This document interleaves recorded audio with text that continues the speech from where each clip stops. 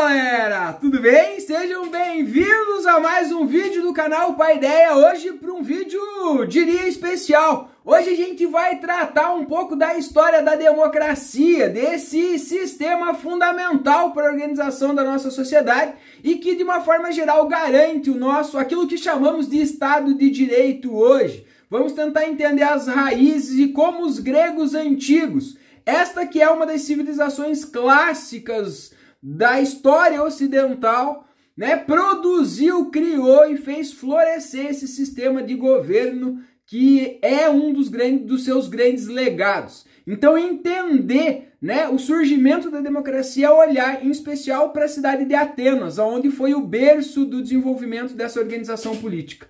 Então a cidade de Atenas, ela é como a característica da grande maioria das cidades gregas antigas, é uma cidade bastante limitada geograficamente, no sentido de territórios propícios à produção agrícola. A sua produção agrícola não era suficiente para alimentar a população. Por isso a cidade de Atenas volta-se para uma atividade muito mais para o comércio marítimo. Então o seu território era favorável para a produção de vinhas e de oliveiras, que eram talvez os grandes produtos produzidos pelos atenienses que eram comercializados. Então, devido a essas características, a cidade de Atenas desenvolve uma atividade econômica bastante dinâmica, com a prática da agricultura restrita e com a prática comercial marítima nesse sentido.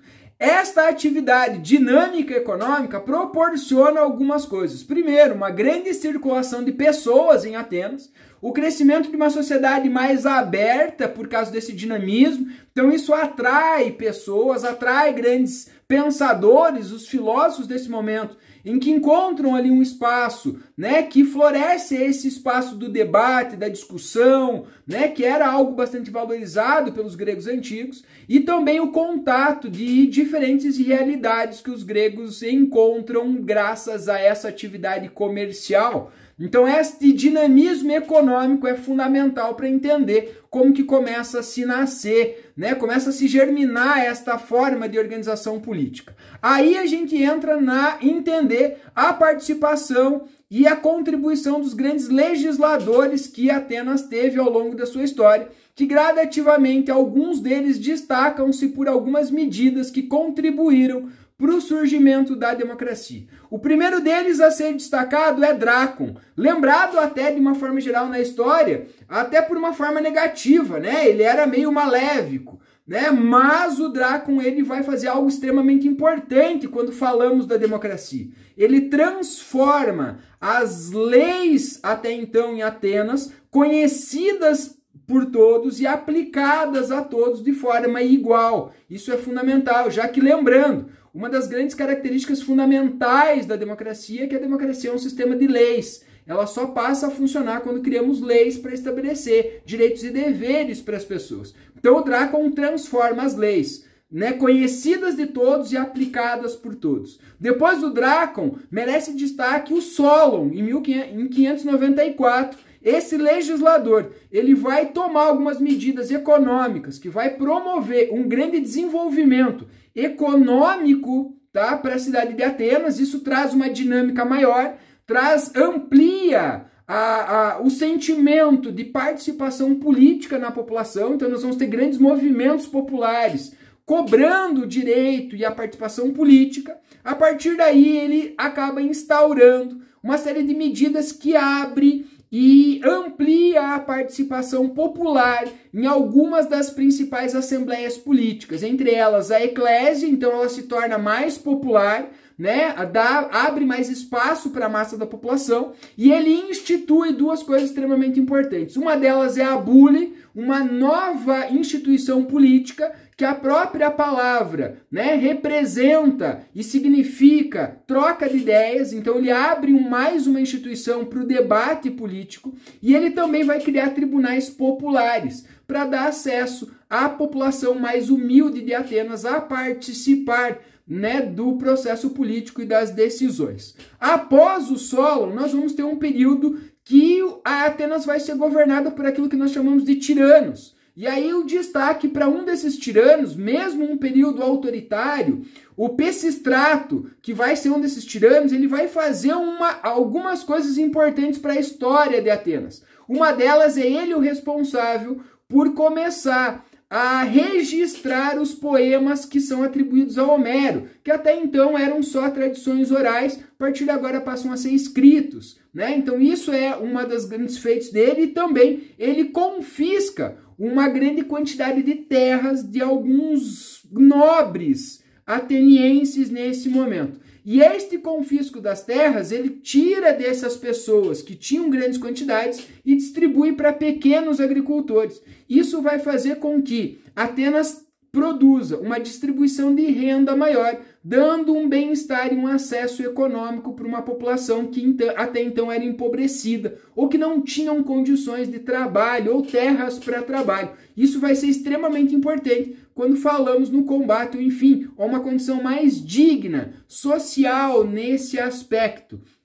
Depois dele, né, nós temos a chegada do Clístenes ao poder político de Atenas nesse momento, né? O Clístenes também vai fazer coisas extremamente importantes, e os passos agora para o surgimento e consolidação da democracia vão ser mais largos. O Clístenes então diminui os privilégios sociais que existiam na cidade de Atenas para alguns grupos sociais, né? Era uma sociedade bastante hierarquizada. Ele muda o sistema de votos que existia em Atenas, porque até então a população de Atenas era dividida em 4 tribos. Ele redivide essas 4 tribos para 10 tribos. Isso amplia o direito de participação política e combate alguns privilégios que davam acesso político a uma parcela muito pequena da população. Ele também amplia o número de participantes da bule, né, que até então eram de 400, ele amplia para 500 pessoas, né? Isso gera também, né, uma nova perspectiva de participação política. Tá? É durante o período do Clístenes que se populariza a prática do ostracismo, né? Uma prática também bastante famosa quando se fala da política grega. Então esse ostracismo, as pessoas votavam, né? E as pessoas escolhidas por esta votação, que era feita em pequenos cacos de cerâmica, né? Por isso em grego antigo chamavam-se de ostra, por isso o ostracismo, e as pessoas votadas, indicadas por estas votações, eram convidadas, de uma forma geral, a se retirar da cidade de Atenas e perdiam seus direitos políticos, né? Então essa prática do ostracismo ela foi importante porque as pessoas que ameaçaram o sistema político em alguns momentos foram retiradas da cidade, e aí o sistema pôde ser defendido, né? Pôde criar aí um sistema, de forma geral, que a gente poderia chamar de um sistema de defesa, né, da democracia ateniense nesse momento.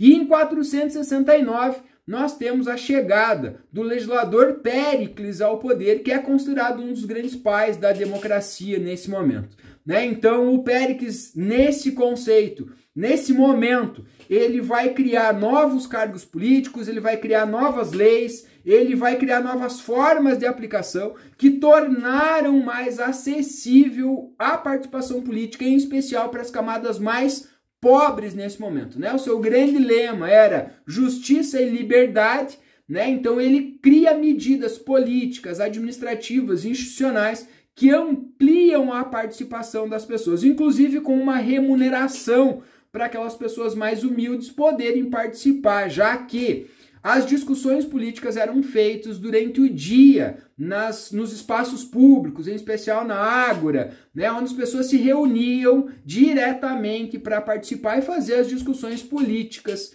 tá, das decisões sobre a cidade, sobre os problemas, enfim, sobre questões filosóficas também.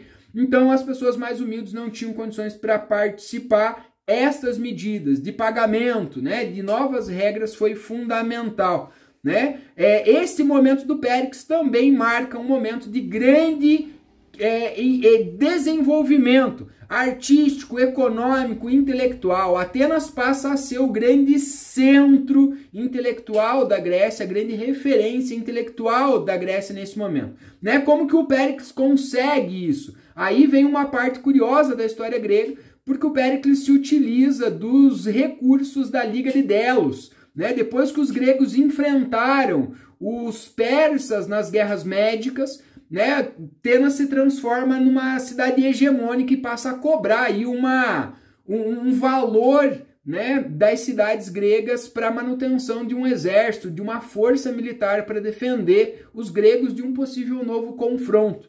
Então, no século V, Péricles usa os recursos dessa liga, que era uma contribuição de todas as cidades gregas, para investir, reconstruir a cidade, transforma Atenas numa grande, né, num grande centro artístico, né? E aí a arte, a cultura, o espaço da liberdade floresce, o que favorece diretamente a prática da democracia e o desenvolvimento da democracia. Então, entre as grandes instituições da história da democracia, nós vamos ter a Eclésia, que era uma instituição, né, voltada para todos os cidadãos. Então, todos aqueles que eram considerados cidadãos em Atenas podiam participar. Lembrando que a democracia ateniense, ela também tem os seus limites, que eram grandes, né, para aquelas circunstâncias, né? Então, quem era cidadão em Atenas?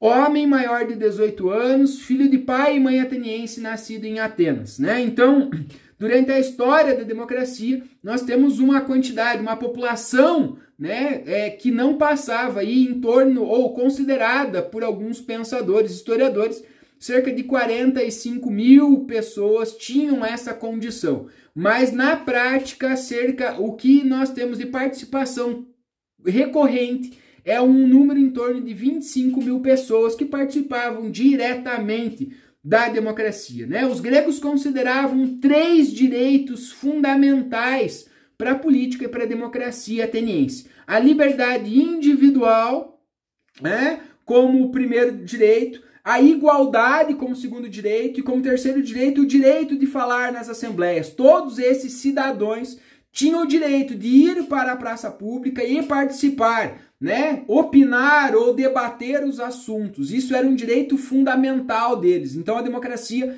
pautava-se nesses 3 direitos fundamentais. A Eclésia, ela reunia-se oficialmente 10 vezes por ano em caráter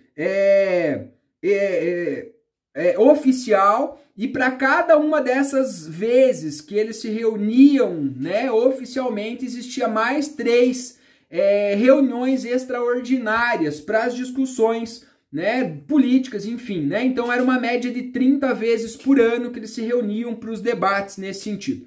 A maioria, quem participava, né, de forma mais direta eram os grandes líderes, já que, né, um número de 25 mil pessoas numa participação política direta ficaria difícil que todo mundo conseguisse ter espaço de falar, de debater, expressar suas ideias. Por isso que a Eclésia, o Abule, quando se reunia, ela se reunia logo no início da manhã e eles passavam o dia todo debatendo as questões políticas da cidade, né? Mas quem tinha mais participação, mais voz ativa durante as reuniões eram os líderes. As pessoas se organizavam, então, né, de acordo com suas ideias, com suas perspectivas. Então esses líderes acabavam, né, sendo os grandes representantes, né, desse formato nesse sentido, né? Os gregos discutiam de 2 tipos de leis, né? Um desses tipos eram as leis divinas, eram as tradições. Estas, né, eles não questionavam. Então algumas regras da sociedade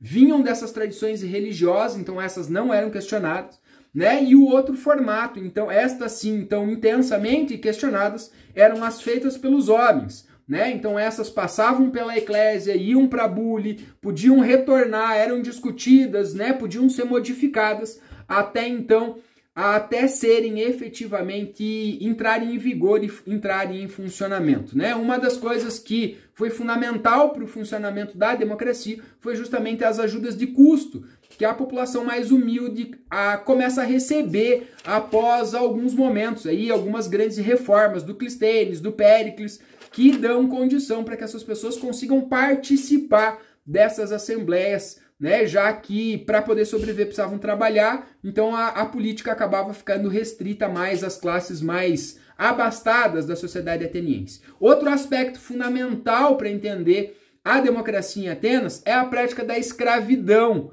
né? Lembrando que escravos, estrangeiros, mulheres eram excluídos do direito de participação política. Mas a prática da escravidão, ela vai ser fundamental para o funcionamento da democracia, já que a democracia vai depender dessa escravidão pela questão da mão de obra, pela questão da riqueza produzida por esta democracia, por esta escravidão durante este processo. Então isso também legava, né, a esses grupos, né, a existência dos escravos, para que os escravos fizessem as tarefas e abrissem espaço para as pessoas dentro da cultura grega, dessa ideia do ócio, né, para que eles tivessem esse tempo livre para ir para a praça pública, para debater, para discutir e participar dessas grandes decisões, né? Uma das grandes características da cultura da democracia ateniense, que é um fato histórico assim, bastante interessante, é que a democracia, o regime democrático de Atenas, foi o regime que mais abriu espaço e deu poder para as pessoas